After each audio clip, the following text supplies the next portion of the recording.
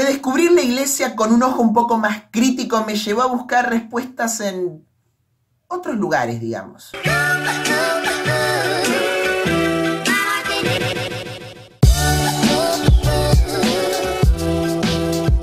La conversión es un camino que comienza en algún momento de la vida, pero no llega un momento en que podamos decir, listo, ya está, estoy totalmente convertido, ya soy salvo. La conversión es un peregrinar vitalicio. En mi caso, mi peregrinar comenzó a eso de los 12 años más o menos. Con esa tierna edad, habiendo tomado la comunión a los 10 años, ya enfrentaba varios dilemas importantes. Me costaba mucho, por ejemplo, creer en la presencia real de Cristo en la Eucaristía. Más que nada porque era un tema que se trataba bastante poco en la catequesis. En realidad. Una nota al pie. Desde muy chiquito, mi materia menos favorita de toda la escuela era precisamente las clases de religión. Y lo siguió siendo hasta que terminé la escuela. Más que nada porque a muchos catequistas no les caía muy bien mi deseo constante de cuestionarlo absolutamente todo. Mientras los otros preferían hacer de cuenta que habían entendido todo cuando en realidad no habían entendido nada, yo era, por qué negarlo, bastante molesto y bastante preguntón. Pero bueno, regresando a mis 12 años. Por aquel entonces yo era un chico bastante solitario. Tenía unos pocos amigos, pero prefería pasar el tiempo solo. En especial en los recreos, cuando aprovechaba para escaparme al templo de la escuela para asistir a la misa que un sacerdote celebraba ahí en soledad durante las horas de recreo. En fin, era como una costumbre ya para mí pasar los recreos dentro del templo. Un día, en el mes de julio, durante el recreo, entro al templo y para mi gran sorpresa había una hermosísima imagen de la Virgen. Quedé totalmente cautivado por la belleza de esa imagen y entonces un sacerdote que estaba ahí me interpeló y dijo: esta es la Virgen de Itatí. Luego se pasó largo rato explicándome cuál era la historia de la Virgen de Itatí, al punto de que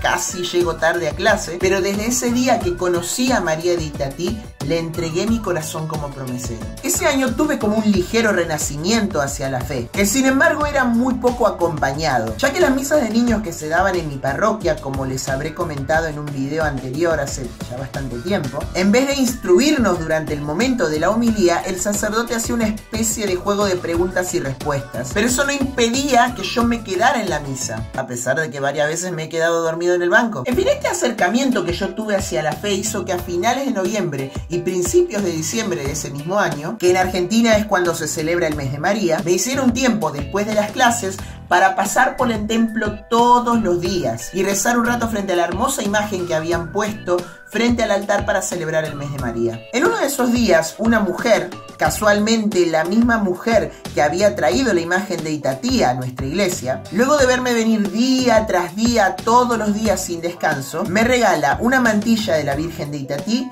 y una guía para rezar el rosario. Fue ahí que retomé la costumbre de rezar el rosario que ya había perdido para el momento de mi primera comunión. Entre los 12 y los 15 años la historia ya se pone un poquito más turbulenta. El redescubrir la iglesia con un ojo un poco más crítico me llevó a buscar respuestas en otros lugares, digamos. Me volví el típico Dios sí, Cristo sí, María sí, religión no, sacerdotes no, iglesia no. Y ahora que lo estoy diciendo en voz alta suena todavía más ridículo que cuando lo escribí en el guión. Comencé a investigar diferentes y nuevas religiones para ver si alguna de esas podía darme respuestas que nadie sabía o nadie quería darme dentro de la iglesia católica. Así que en un momento, llegando a la conclusión de que básicamente todas las religiones eran lo mismo, culpa de William Blake, consideré en un tiempo seriamente, por ejemplo, volverme luterano. Hasta averigüé en dónde estaba la iglesia luterana de mi ciudad. Imagínense hasta qué punto llegó eso, ¿no? Así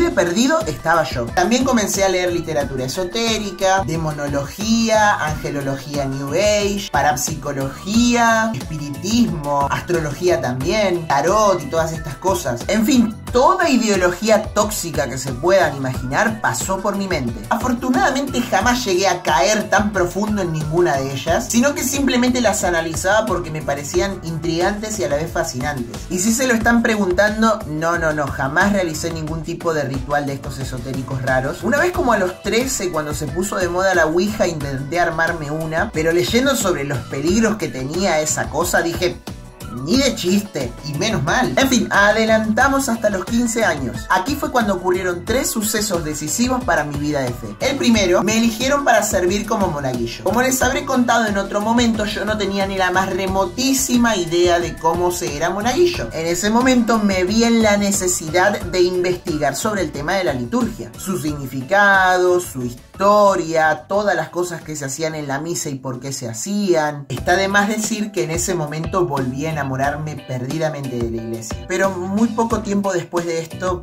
falleció mi abuelo, lo cual fue un golpe bastante duro para mí, especialmente porque ya estaba pasando por la crisis del trascender de una escuela a otra. Ya no tenía a mis pocos amigos de siempre para apoyarme en esta, sino que tuve que bancármela yo solito. Pero encontré fuerza y apoyo en mi grupo de monaguillos, a quienes todavía les tengo muchísimo cariño. Y por supuesto, como no, la piedra fundamental de mi fe, la Virgen de Itatí. Todo parecía marchar normalmente cuando allá por agosto, durante la fiesta del Día del Catequista, ocurre la tercera cosa. El coordinador de los monaguillos, que casualmente también era coordinador de la catequesis, me dijo que me necesitaba en otro lugar. Y ese lugar era dando catequesis a los niños. Como se podrán imaginar, siendo que desde pequeño yo le tenía bastante cosa a las clases de catequesis, yo tenía como mucha cantidad de prejuicios en contra de eso. Lo conversé mucho con mi párroco, que en ese tiempo también era mi confesor, quien me dijo unas palabras que verdaderamente me hirieron muy profundamente, pero que también como que fueron una sacudida que me hizo entrar en razón. Lo que pasa es que a vos te falta compromiso, me dijo. Y en ese momento me di cuenta que era verdad.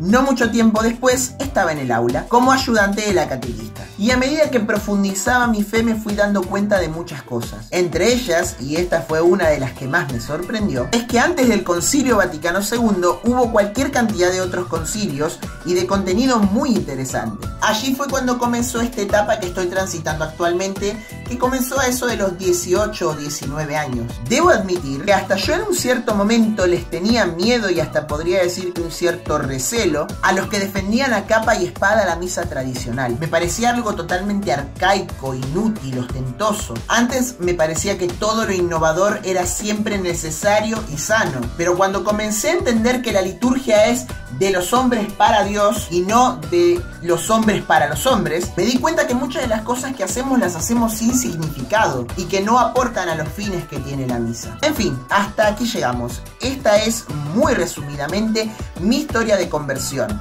hasta ahora. Espero que les haya gustado mucho este video. Quiero mandar un saludo especial al grupo de confirmación de la parroquia María Auxiliadora de Yapacani. Nos vemos en el siguiente video. Un abrazo muy grande, Ave María y adelante.